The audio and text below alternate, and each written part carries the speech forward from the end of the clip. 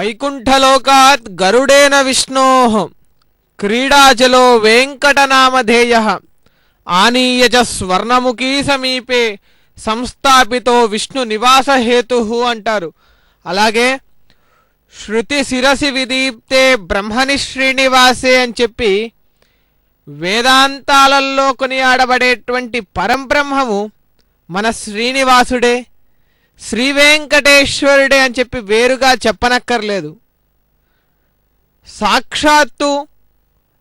పరనామకమైనటువంటి వైకుంఠాన్ని వీడి ఏ మానవుడి యొక్క కోరిక పైన కాకుండా తనకు తానుగా పతిత జీవనోద్ధారణ సేవాసక్తతతో ఆదివరాహ క్షేత్రమైనటువంటి తిరుమలలో స్వామి వెలిశాడు. అలాగే ఇక్కడ కూడా మనందరి యొక్క కోరికల మేర, అమ్మవారి యొక్క కోరిక మేర స్వామి ఇక్కడ తిరుచానూరు దివ్యక్షేత్రంలో అమ్మతో కలిసి స్వామి కళ్యాణానికి సిద్ధమయ్యారు. ఇక పాంచరాత్ర దివ్య ఆగమోక్త ప్రకారంగా జరుగుతున్నటువంటి కళ్యాణ మహోత్సవాన్ని అర్చక స్వాముల వారు విశ్వక్సేన ఆరాధనతో మొదలు పెట్టుకొని పుణ్యాహవాచనాన్ని చేసి కౌతుక ఆరాధనని జరిపిస్తూ ఉన్నారు. పాంచరాత్ర ఆగమము అంటే ప్రధానంగా చెప్పుకోవాల్సింది శబ్ద స్పర్శ రూప రసగంధాలు అనేటువంటి పంచభూతాల నుండి వచ్చేటువంటి అవిద్య ఏదైతే ఉందో ఆ అవిద్యని దూరం చేయడమే మన పాంచరాత్ర ఆగమం యొక్క ముఖ్యమైనటువంటి ఉద్దేశ్యము. ఇక్కడ మనం చూస్తున్నాము అర్చక స్వాముల వారు దీపాన్ని దర్శింపజేయడం అనేటువంటిది మనం చూసాము. ఇక దీపం గురించి చెప్పుకోవాల్సి వస్తే ప్రధానంగా మనము ఈ మాసాన్ని గురించి చెప్పుకోవాలి. ఈ మాసము శివకేశవులిద్దరికీ కూడా ప్రధానమైనటువంటి ప్రీతికరమైనటువంటి మాసంగా చెప్తారు. స్నాన దాన జపాలు దీపాలను వెలిగించడం వంటి వాటిని చేయడం వల్ల జన్మజన్మాల పాపాలను ప్రక్షాళన చేసే అనంతమైనటువంటి పుణ్య ఫలాలను ప్రసాదించే మహిమాన్వితమైనటువంటి మాసము ఈ కార్తీక మాసము. చాంద్రమానం ప్రకారం 8వ మాసము, శరదృతువులో 2వ మాసము ఈ కార్తీక మాసము. ఈ మాసంలోని పూర్ణిమ నాడు అంటే ఇవాళటి రోజున చంద్రుడు కృత్తికా నక్షత్ర సమీపంలో సంచరిస్తూ ఉండడం వల్ల ఈ మాసానికి కార్తీక మాసం అనేటువంటి పేరు వచ్చింది అని చెప్పి మనకు శాస్త్రం తెలియజేస్తోంది. అలాగే కార్తీక మాసాన్ని గురించి తెలుపుతూ న కార్తీక సమో మాసః న దేవం కేశవాత్పరం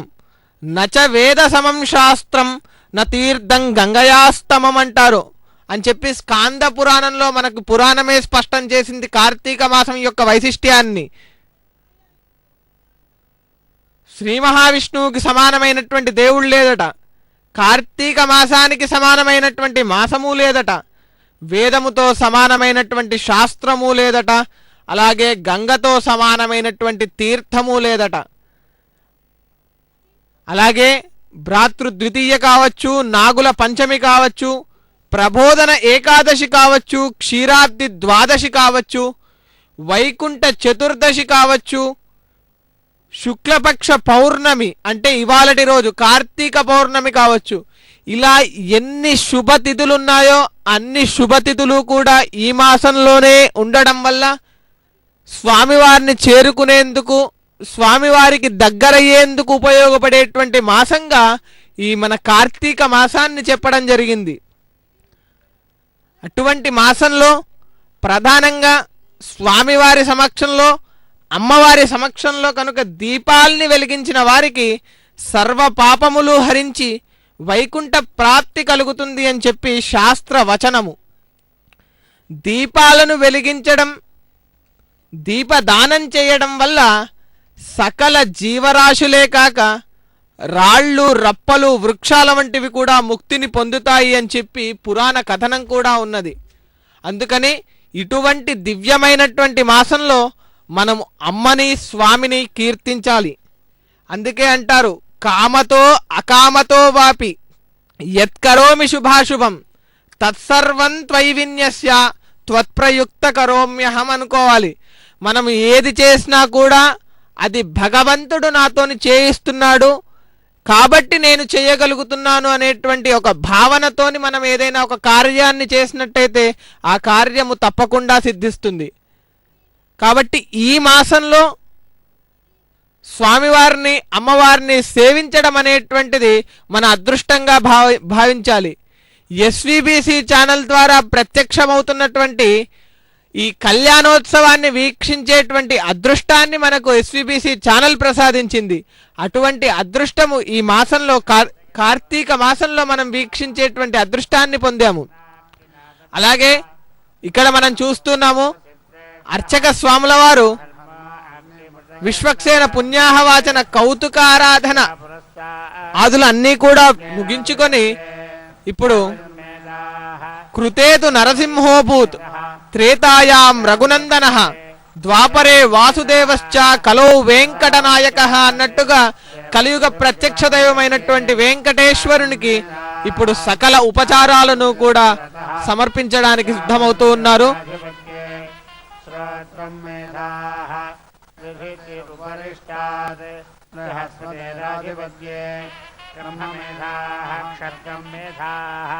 तेजो मेधा वक्षो मेधाः यशो मेधास्तपो मेधाः मनो मेधाः मनोरस्वाति भूरिपुत्रा स्वाहाभ्यो मानाष्टाभ्यो पाहि सोपसदा मे भूया मामाहि पुंसीः तपश्वग्नेऽन्तरागुणमित्रान् तपासगुंसमादरुषपरस्य तपावसोचिकितानो अचित्तान् स्कन्दामजरायासः श्रुतस्थपरिचितः स्वाहा मरुद्भिः परिश्रयस्व माऽसि प्रमाऽसि प्रतिमाऽसि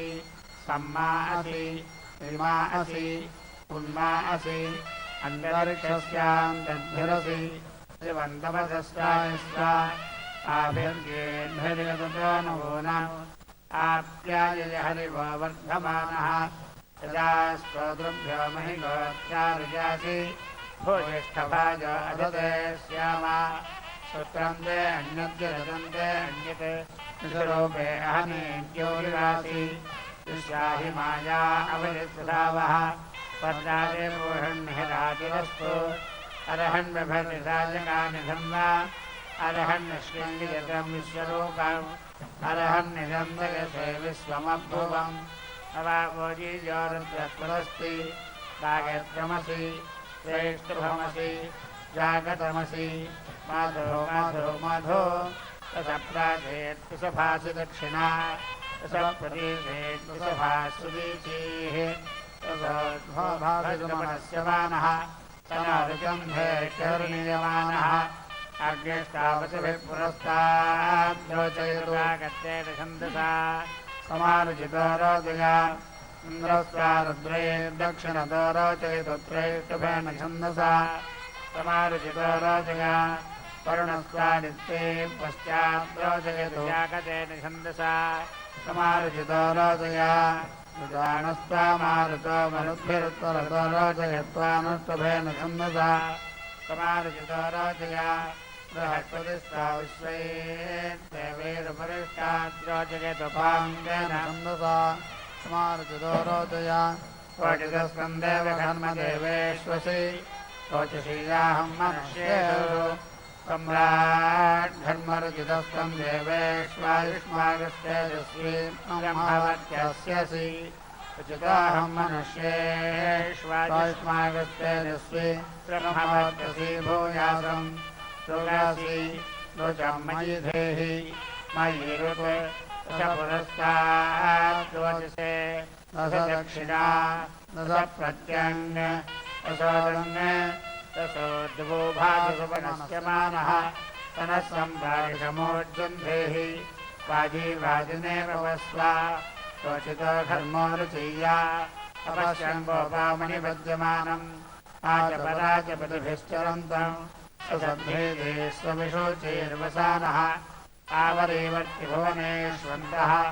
अप्रावीः मधुमाध्वीभ्याम् मधुमाधूचीभ्याम् अनुवान् देववीतये समग्निरग्निनागता तं देवेन समित्रा तं सूर्येण रोचते स्वाहा समग्निस्तपसाद तं देवेन समित्रा तं सूर्येणारोचिष्टा धत्ता दिवो विभाति रजसः पृथिव्या धत्ता अरोरन्तरिक्षस्य धर्ता धर्ता देवो देवानाम् अमर्त्यस्य पौर्याः तदेत्वा मनसे त्वा शिवे त्वा सूर्याय त्वा ऊर्ध्वमिममध्वरम् पृथ्वी दिविदेवेषु होत्यायच्छा विश्वासाम्भुवाम्बदे विश्वस्य भुवनस्पते विश्वस्य मनसस्पते विश्वस्य वचस्पते विश्वस्य तपस्पते विश्वस्य ब्रह्मणस्पते देवश्रोस्तं देवघर्मदेवान् पाहि तपोजां वाजमस्मे नियच्छदे वायुवम् सर्भो देवानाम् प्रजापतीनाम् प्रजानाम् अजित्कवीनाम् तं देवो देवेन सवित्राय तिष्ठा सकं सूर्येणारुक्ता आयुर्दा स्वमस्मभ्यं धर्मवत्योदासि पितानोऽसि पितानो बोधा आयुर्दास्तनोधा प्रयोधाः वच्चोदावरिबोधा द्रविणोदाः अन्तरिक्षपुरोर्वरीयान् असीमहित्वामाहि गुण्डीः ममग्ने गृहपतिर्विशामसि विश्वासां मानुषीणां स्वतं बोधिर्विषवाक्यगुंहसः समेद्धारगुं सतगुं हिमाः सन्द्राविणगुंहार्तिबाणम् रातयस्वन्द्रो पुष्टिपति ते सवेया सुरेतारेतोधारा क्षीरं विजयसमसंसि माहगौरायस्फोटेन वियोषन् देवस्वत्तादिविजप्रसवे अश्विनार्बाहुभ्याः पूष्णास्ताभ्यामानुदे अजित्कीरास्रासि हृदयेः अदितयेः सरस्वत्येः असावेः असावेः असावेः अदित्या उष्णीषमसि वायुरस्वीरः पूषात्योपावसृजतु अश्विभ्यां प्रदापया यस्मे स्तनस्य स यो यो मयो भूः तेन विश्वावृक्षशिवाद्यानि यो रत्नधामसु वेद्यसुदत्रः सरस्वमितम्यधातमेकः पुष्पघर्मगुंसिगुंषा पुष्पघर्मं पाहि घर्मागसगुंषा बृहस्पतिस्वोपसीदतु मानवस्तपेदवः विश्वङ्कृतो लोहितेन अश्विभ्यां बिन्वस्व सरस्वती बिन्वस्व पूष्णे बिन्वस्व बृहस्पतये बिन्वस्व इन्द्राय बिन्वस्व इन्द्राय बिन्वस्व गायत्रोऽसि त्वेष्टुभोऽसि जागतमसि सहोर्जो भागेनोपमेः इन्द्रास्विनामधुस्वानहस्य धर्मं पादपथवो यजतावत् स्वाहा प्रासूर्यस्वरश्मये वृष्टिवनये जुहोमि मधुहविरसि सूर्यस्य तपस्तपाम् वा पृथिवीभ्यां त्वा परिगृह्णामि अन्तरिक्षेण त्वापि गच्छामि देवानां त्वा पितरामनुमतो भक्तगोसखेयौ तेजोसि तेजोनुप्रेहि विस्पृङ्मामाहिगुंसीः अन्तरिक्षस्पृङ्मामाहिगुंसीः विस्पृङ्मामाहिगुंसीः सुवर्णि सुवर्णे गच्छ शिवं यच्छ दिवो मामाहि समुद्राय त्वावाताय स्वाहा सलिलाय त्वावाताय स्वाहा अनाधृष्याय त्वावाताय स्वाहा अप्रतिदृश्याय त्वावाताय स्वाहा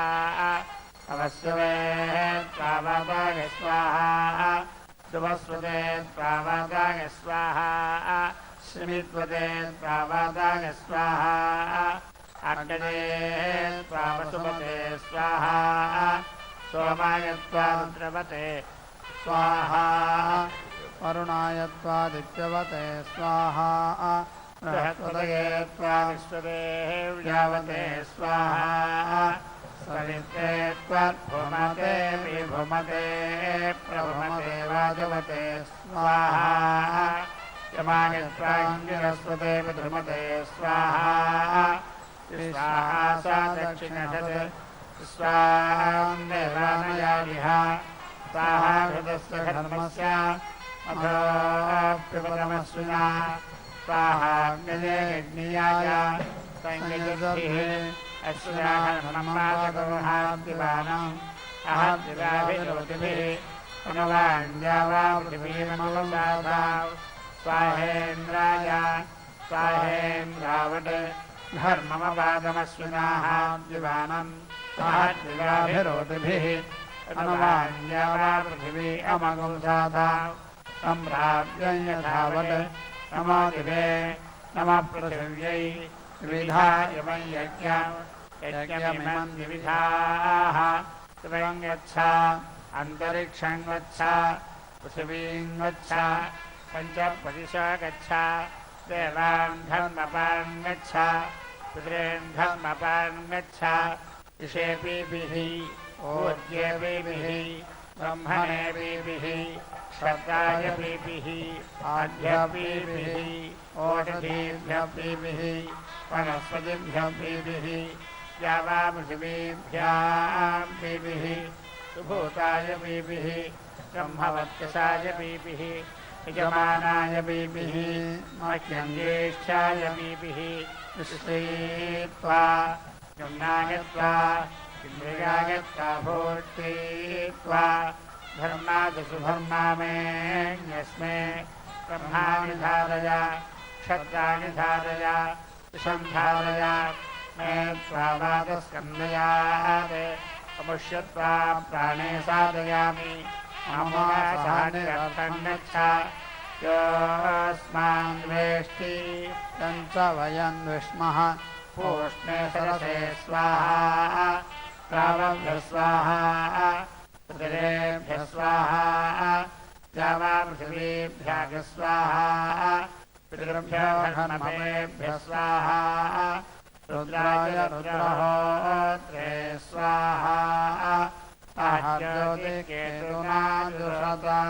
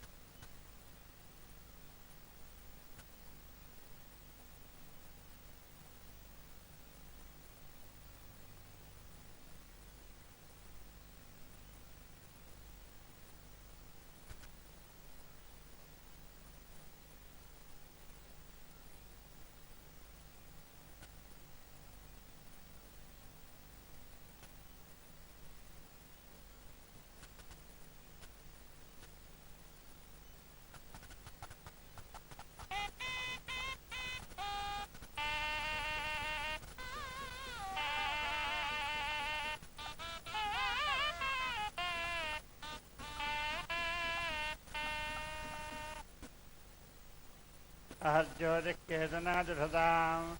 ज्योतिर्ज्योतिषाक स्वाहा ताज्योतिकेतुना जुषताम् ज्योतिर्ज्योतिषाक स्वाहा अपि परोमान् होरात्रीमाबाहि केषा ते अग्ने समित् तया समिध्यस्व आयुर्मेदाः पत्यसामान्यैः अपि परोमारात्र्या ते अग्ने समित् तया समिध्यस्व आयुर्मेदाः पत्यसामान्यैः अग्निर्ज्योतिर्ज्योतिरग्निस्वाहा सूर्योज्योतिर्ज्योतिस्सूर्यस्वाहा भूस्वाहा उदको हविः मधु हविः इन्द्रतमेऽग्नौ पितानो शिवामाहिमसीः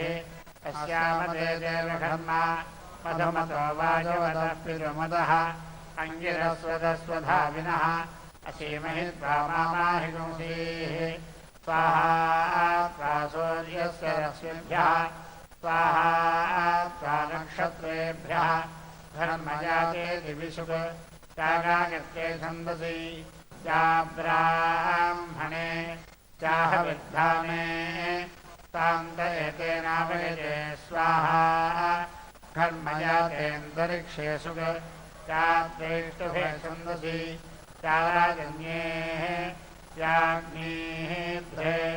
तान्तयतेनावयते स्वाहा कर्मजाते पृथिव्यागुंसुक चाजागते छन्दसि चावैश्येः चासदसि तान्तयतेनावयते स्वाहा अजनाज्ञानमतिः अन्वितनमते त्वं निवस्तावरस्वायाः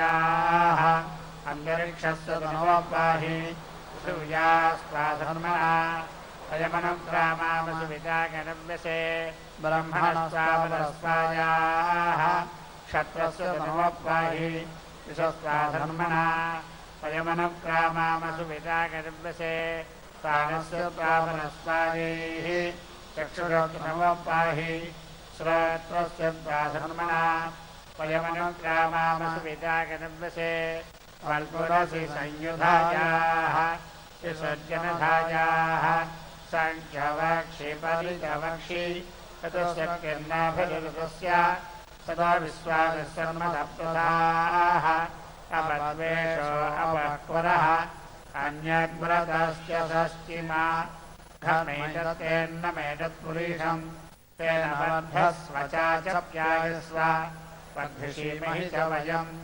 आचप्यासिषीमहि तन्निर्नामासि दिव्यो गन्धर्वः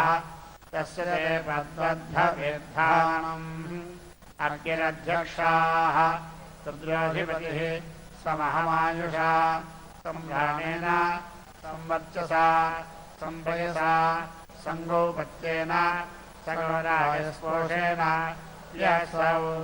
योऽस्मान् द्वेष्टि च वयं विस्मः अचिक्रतादृशा हरिः महान् मित्रो न दर्शतः सकं सूर्येण रोचते सिदसि समुद्रयोनिः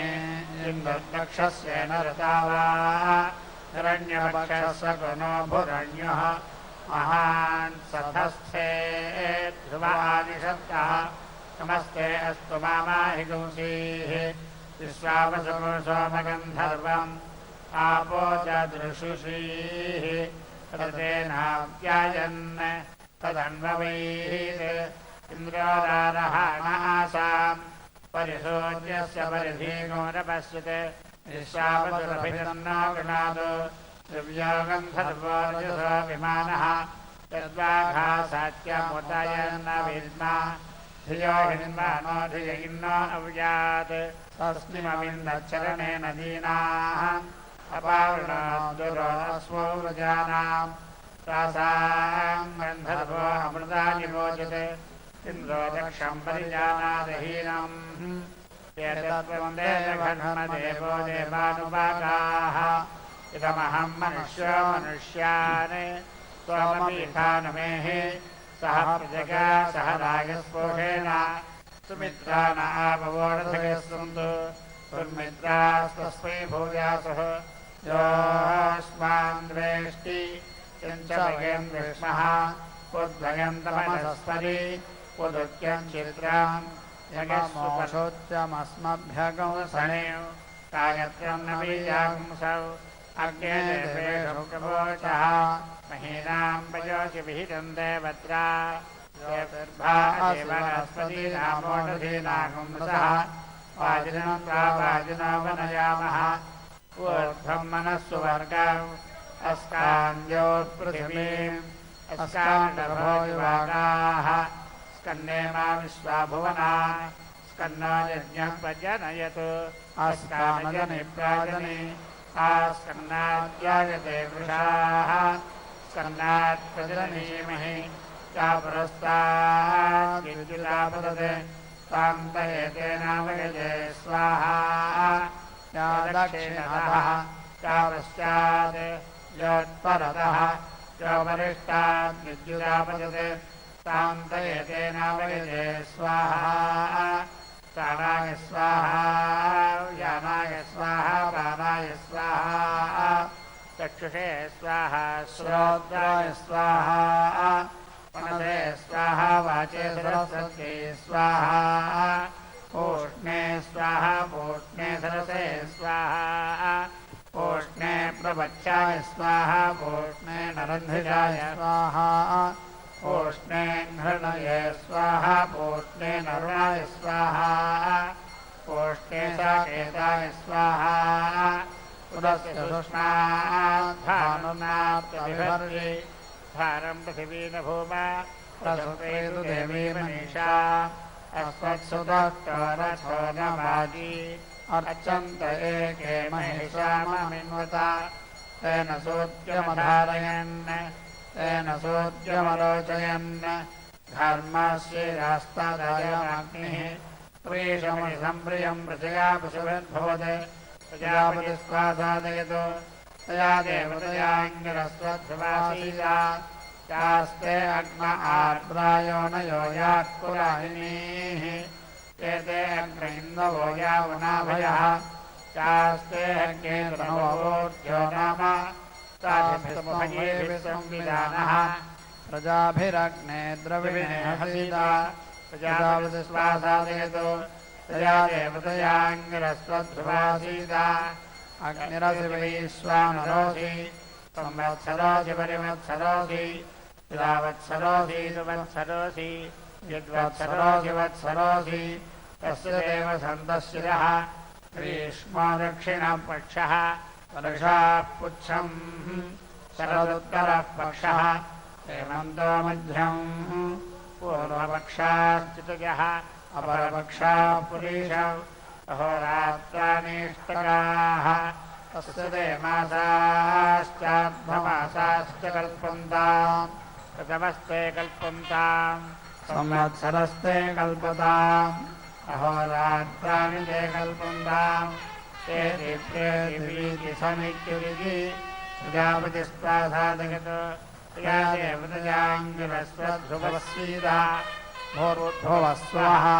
ऊर्ध्वभूषण ऊतये ऊर्ध्वनपाक्यगुंहसः पितुन्द्रत्राणकोशमने बहूनाम् वानकोशन्तम् बलितो जगार देवस्य पश्य काव्यं महित्वा ज्याममार साक्यस्य माना यदृचेतिदभिसृषः पुरायत्रेभ्य आहुतः पन्थातारुन्ध्यम् अथवा पुरोपसः निष्कर्ता विष्कृतं पुनः पुनरोज्यासहरय्या मानो धर्मव्यथितो विव्यथो नः मानः परमधरं मारयोनिः मोष्विष्पाकस्तमश्चन्तराधाः मारुद्रयाधोभिर्वृधानः मानः क्रतुभिर्हीडितेभिरस्मान् निषाधुनीते मापराधाः मानो रुद्रो निर्वृतिर्मानो अस्ताः माञ्जावाभिषाधाव वनोमित्रावरुणामिहावतौ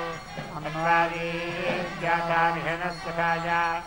आदित्यानाहं प्रसुतिहेतिः पुत्रानतापाख्या परिणामनक्तो इमं मे वर्णदत्वायामि पर्णाः केशत्वन्नो अग्ने त्वमग्ने अयासि उद्वयं तमधस्पति उदुरत्यं चित्रौ पयस्वपर्णाः भूर्भुवस्सुवः मयि त्यदिन्द्रियं महत् मयि दक्ष मयि क्रतुः मयि सुवीर्यं धर्मो विभातु मे आगोह्या मनसा सह विराजा ज्योतिषा सह यज्ञेन मयसा सह ब्रह्मणा तेजसा सह सत्येन यशसा सह सत्येन तपसा सह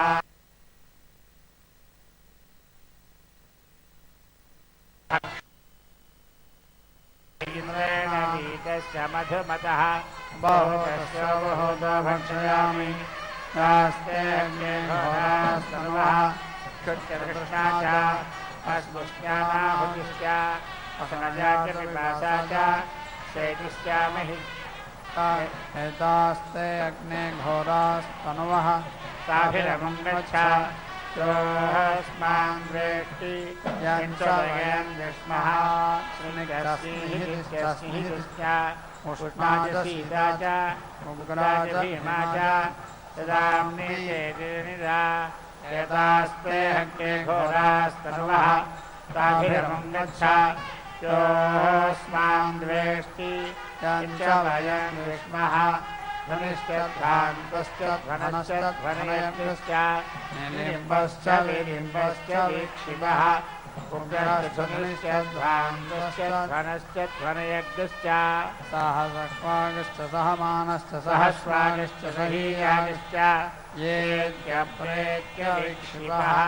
अहोरात्रे त्वदीर्घताम् अर्थमासा स्वदीहिं जगन्तु मासास्वास्वभयन्तु ऋतवस्वाभजन्तु संवत्सरस्वाहं स्वसौ खट् फट् दहि सिन्धि भिन्धि हन्धीरे इति वाचक्रूराणि संज्ञानं विज्ञानं प्रज्ञानं ज्ञानमभिजानते सङ्कल्पमानं प्रकल्पमानमप्रकल्पमानमुपवृत्तं तेजवसीयायत्सम्भूतं भूतं चित्रकेतुं प्रभानाभां सम्भान् ज्योतिष्वागस्तेजस्वानापवर्गस्तवन्नभितवन् रोचनो रोचमानः शोभनः शोभमान कल्याणाः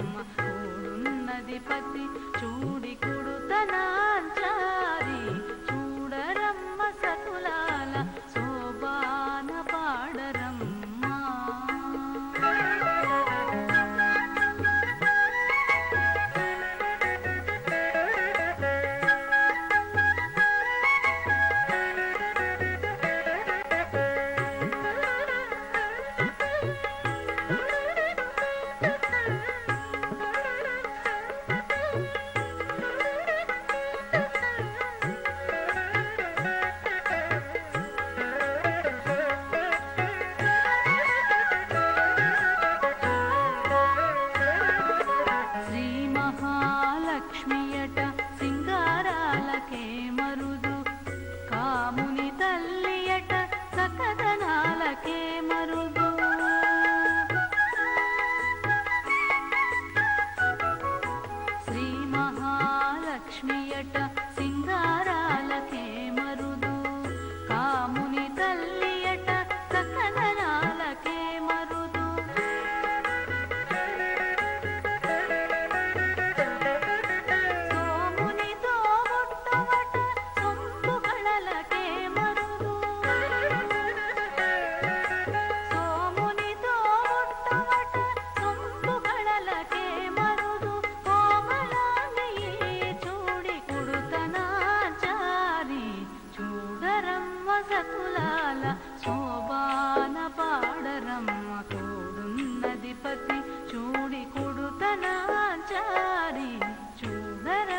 సతులాల శోభాన పాడరమ్మా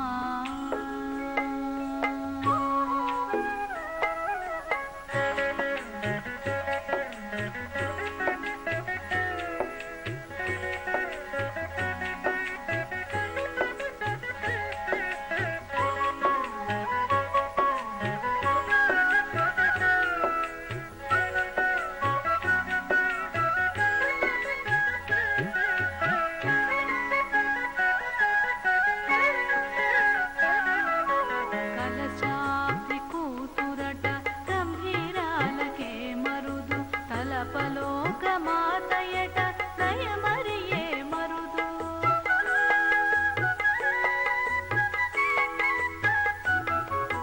కలశాబ్ది కూతురట గంభీరాలకే మరుదు తలపలోక మాతయట నయమరియే మరుదు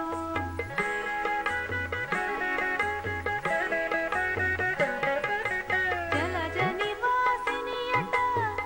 చల్లదనమే మరుదు జలజ నివాసినియట చల్లదనమే మరుదు కొలది మీరయి చూడి కుడుతనా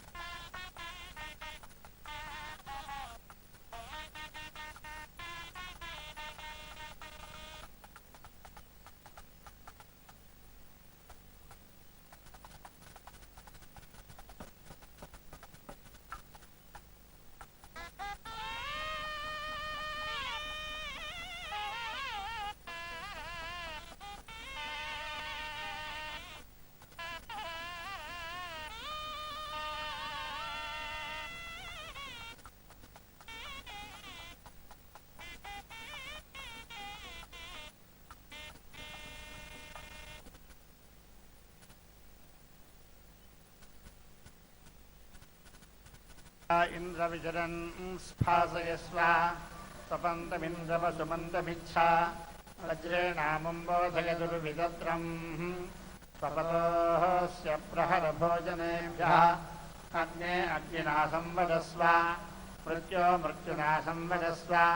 नमस्ते अस्तु भगवः सकृते अग्ने नमः द्विस्ते नमः त्रिस्ते नमः चतुस्ते नमः पञ्चकृत्वस्ते नमः दशकृत्वस्ते नमः शतकृत्वस्ते नमः आसहस्रकृत्वस्ते नमः अपरिमितकृत्वस्ते नमः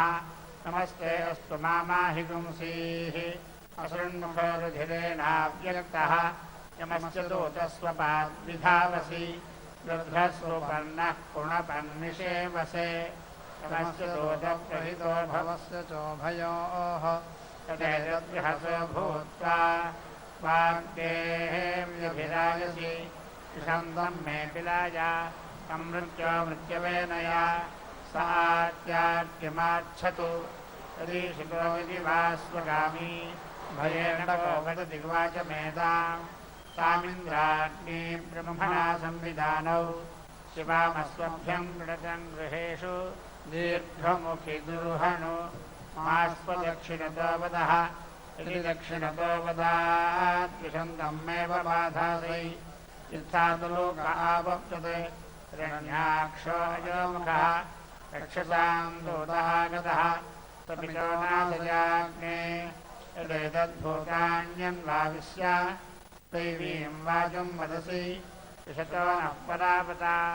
तान्मृत्यो मृत्यवेनया तात्यार्क्यमाच्छन्तु अग्निनाग्निस्संवदताम् प्रसाद्य सख्यौ पदसि स्तव्यमक्षिनिपेऽपि च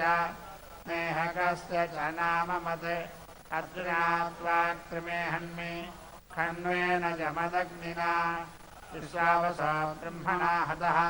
कृमीनागो राजा अप्येषागस्थपतिर्हतः अथो माताथो पिता अथो स्थूलाथो क्षुद्राः अथो कृष्णा अथो श्वेताः अथो आशादिका हताः श्वेताभिः सह सर्वे हताः आहरावद्य शतस्य हविषो यथाः तत्सत्यां तदमयमस्य जम्भयोः आदधामि तथा हि तत् खन् फन्मृषि ब्रह्मणात्वा सपामि ब्रह्मणस्ता सपथेन सपामि स्वरेण त्वा भृगूणां चक्षुषा प्रेक्षे चौद्येन त्वाङ्गिरसां मनसा ध्यायामि मघश्च त्वा सारजा विद्यामि अधरो मत्पद्यश्वासौ उत्तुदसि विजावली कल्पेजे कल्पवत्तुदा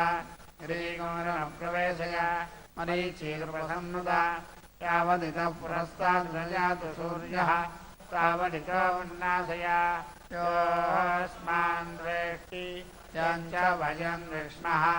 भूर्भुवस्सुव भूर्भुवस्सुव भूर्भुवस्वः भुवोद्धायि भुवोद्धायि भुवोद्धायि नम्नाय नम्नं नम्नाय नम्नं नम्नाय नम्नं निधाय्यो वायि निधाय्यो वायि निधाय्यो वायि ये अस्मे अस्मे पूर्णाहुतिमुत्तमाञ्जुहोति सर्वं वै पूर्णाहुतिः सर्वमेवाप्नोति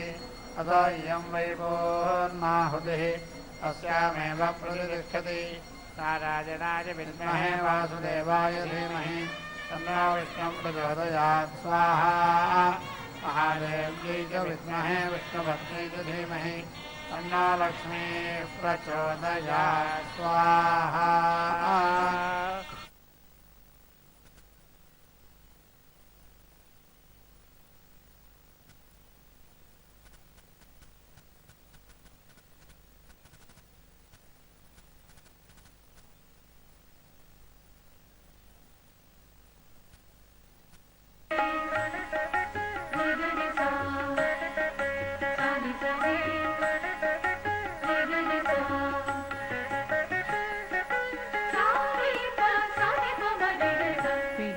తలంబ్రాల పెళ్లి కూతురు కొంత పెడమరలి నవ్వేనే పెళ్లి కూతురు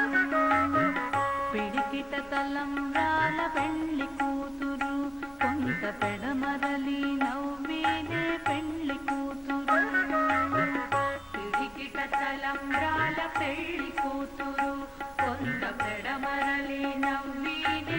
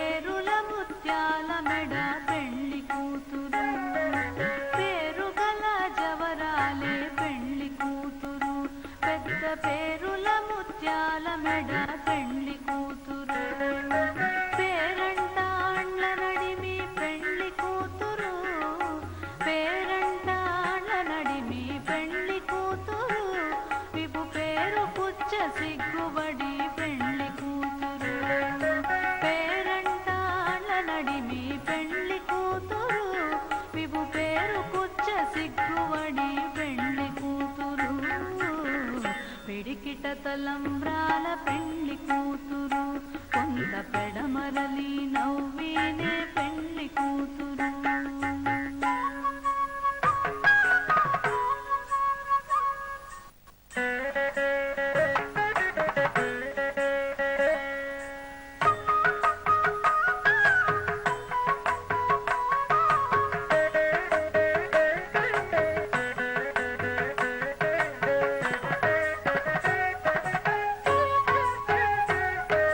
బిరుదు పెండెము పెట్టే పెళ్లి కూతురు నెరబిరుదు మగని కంటే పెళ్లి కూతురు బిరుదు పెండెము పెట్టే పెళ్లి కూతురు నెరబిరుదు మగని కంటే పెళ్లి కూతురు పిరిదూరినప్పుడే పెళ్లి కూతురు పిరిదూరినప్పుడే పెళ్లి కూతురు పతి పెరరేచినిదివో పెళ్లి కూతురు పిరిదూరినప్పుడే పెళ్లి కూతురు పతి పెరరేచినిదివో పెళ్లి కూతురు పిడికిట తలంబ్రాల పెళ్లి కూతురు కొంత పెడమరలి నవ్వేనే పెళ్లి కూతురు